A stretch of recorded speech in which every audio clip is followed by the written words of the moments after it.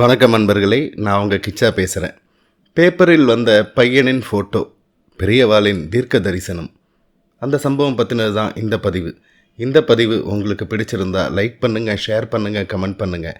மறக்காமல் bell icon click பண்ணுங்கள், subscribe பண்ணுங்கள். பிஏ தேர்வில் வெற்றி பெறவில்லை, பையனுக்கு அழுகையாக வந்தது. வீட்டுக்கு திரும்பி போக மனம் வரவில்லை.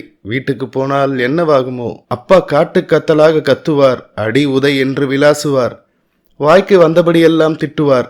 அவமானம் தாங்க முடியாத அவமானம். ச்சே, இப்படி தோற்று போயிட்டேனே. அப்பா எவ்வளோ கஷ்டப்பட்டு படிக்க வைத்தார், அதற்கு நன்றியாக நிறைய மார்க் வாங்கியிருக்க வேண்டாமா?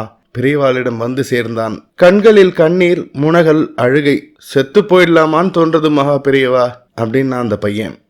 மகா பெரியவா உட்காரு என்று சைகை காட்டினார். உட்கார்ந்தான்.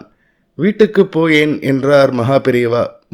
அப்பா அடிப்பா, திட்டுவா, கெட்டு தொலைஞ்சு போன்னு எரிஞ்சு விழுவா அப்படின்னா அந்த பையன்.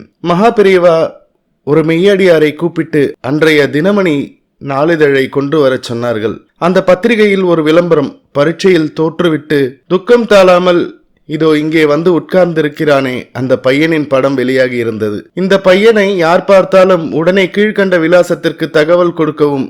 கண்ணா, உன் அம்மா படுத்த படுக்கையாக கிடக்கிறாள், உன்மேல் வருத்தம் இல்லை, உடனே வந்தால்தான் எங்களை பார்க்கலாம். இப்படிக்கு அப்பா. பையன் விளம்பரத்தை பார்த்து கண் கலங்கினான். நான் அப்பா அம்மாவை உடனே பார்க்கணும் என்றான். மடத்து சிப்பந்தி ஒருவருடன் அந்த பையனை அவன் பெற்றோரிடம் அனுப்பி வைத்தார் மகா பெரியவா. அன்றைய பேப்பரில் அந்த பையனின் போட்டோ வெளியாகி இருக்கிறது என்பது எப்படி தெரிந்தது மகா பெரியவாளுக்கு? ஜெய ஜெய சங்கர ஹர ஹர சங்கர. இந்த பதிவு உங்களுக்கு பிடிச்சிருந்தா லைக் பண்ணுங்க, ஷேர் பண்ணுங்க, கமெண்ட் பண்ணுங்க.